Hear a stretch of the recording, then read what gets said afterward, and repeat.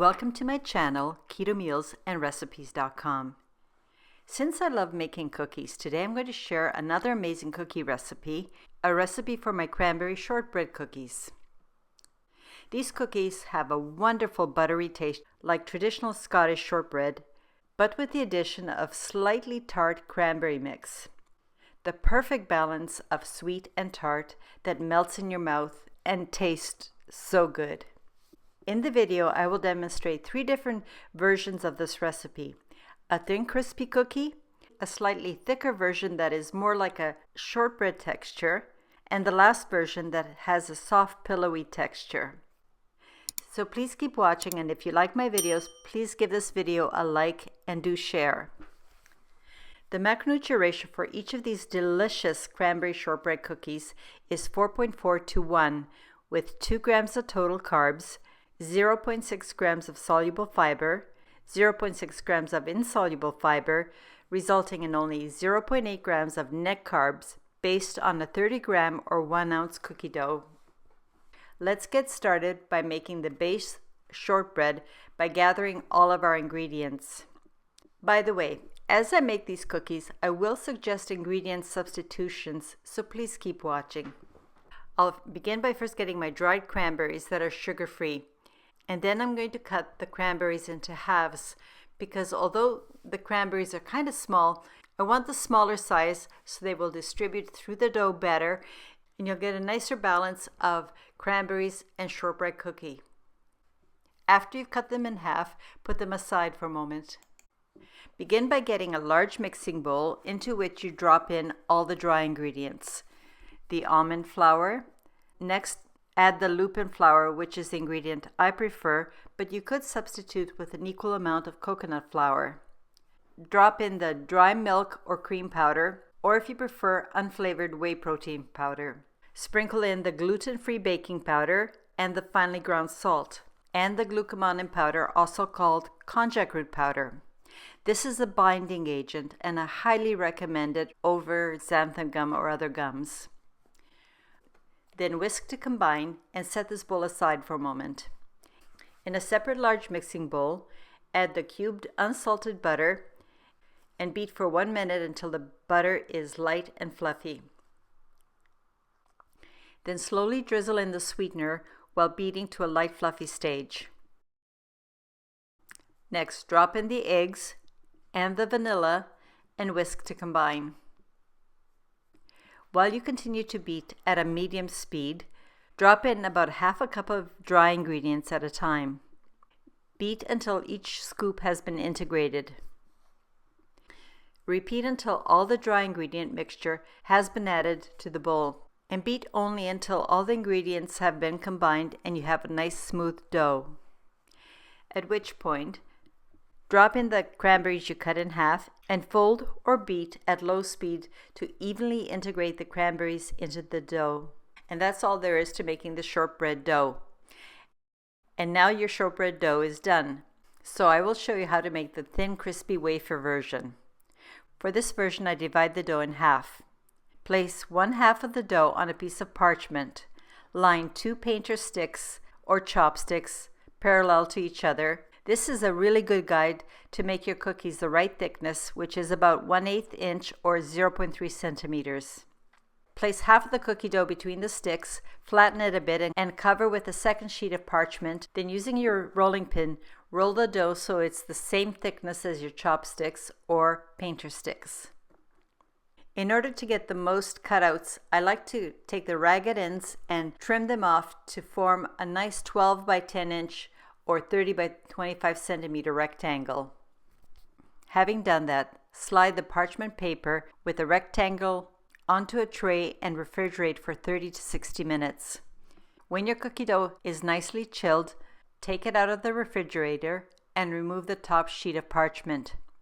I'm going to use a 2-inch or a 5 centimeter round cookie cutter. And with this, I'm going to cut out my cookies. One thing you should be aware of, your dough has to stay cold, so after you've made all the cutouts, remove the excess trim and then place the cutout cookies back into the refrigerator for about 10 minutes. As I said, the dough has to be cool. Before I forget to mention, you should re-roll your scrap dough and use it to make more cookie cutouts. These cranberry shortbread cookies are so good, you don't want to waste any bit of it. You want to make as many cookies as you can with every last bit of dough. When your cutouts are nice and cool again, place in the middle position of your 300 Fahrenheit or 150 Celsius preheated oven and bake in the middle position for about 8 minutes and no more than 10 minutes. The shortbread cookie base should be nice and pale. At this point, the cookies will be very soft and fragile. So, after taking it out of the oven, let the cookies rest for about 10 minutes in the cookie sheet. To transfer these cookies, use a thin metal spatula, taking them from the cookie sheet and placing them on a cooling rack. Just let the cookies rest until they cool completely to room temperature. One last thing about these thin cookies.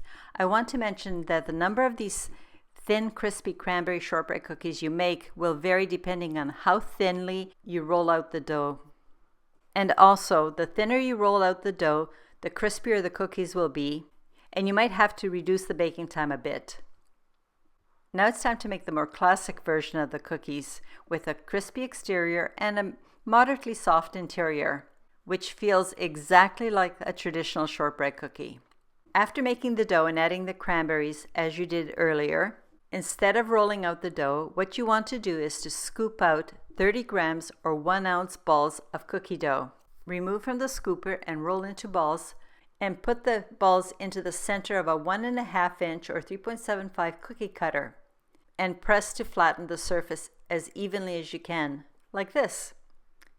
This method helps to make sure that each cookie is the right thickness and the correct shape for the traditional texture. When you have created all the individual cookies in this method, place them on a parchment-lined cookie sheet and refrigerate for 30 minutes to chill the dough. When your cookie dough is properly chilled, transfer the cold cookie medallions with the parchment paper onto a baking sheet. Place in the middle position and bake at 300 degrees Fahrenheit or 150 Celsius in your preheated oven, and again, bake for about 8 to 10 minutes. And as before, the cookies will look pale and soft. As with the first method, leave the cookies on the cookie sheet for the 10 minutes, transfer them onto a cooling rack. And let these cookies cool to room temperature, because if you try to eat them earlier, they'll be very crumbly. When they have cooled, you'll notice that the cookies are amazing. They have a nice snap and a perfect shortbread texture. Lastly, we're going to make the thick, pillowy version. As with the second method, scoop out and roll the dough into the same size balls. Then place the dough between your palms and gently squeeze to flatten slightly into a thick pillow. Again, place this on a parchment-lined baking sheet and refrigerate for 30 minutes, as we did in the previous methods. And then bake exactly like we did method 2. You've probably noticed that in each of these versions, I only used half the dough. So here you have several options. You can use the second half of the dough and make one of the other 2 methods. Alternatively, the extra raw cookie dough can be shaped and frozen as prep ahead so you can bake them a day or 2 before Christmas, and you'll have a nice fresh batch of cookies for the special day. You could also make all the cookies and bake them and then freeze them after they're baked. For whichever way you make prep ahead cookies, remember they have to be put into a freezer safe, airtight container. For the cookies you have already baked and want to enjoy them in the next few days, place the cookies in an airtight container and put them in the refrigerator where they will stay fresh for several days. I hope you will enjoy these festive and delicious cranberry shortbread cookies. I love making cookies, so please check out the end cards for more cookie ideas. Thank you for taking the time to watch my video all the way through. It means a lot to me. On behalf of my family, I would like to wish you and your loved ones a very Merry Christmas and all the best for the holidays.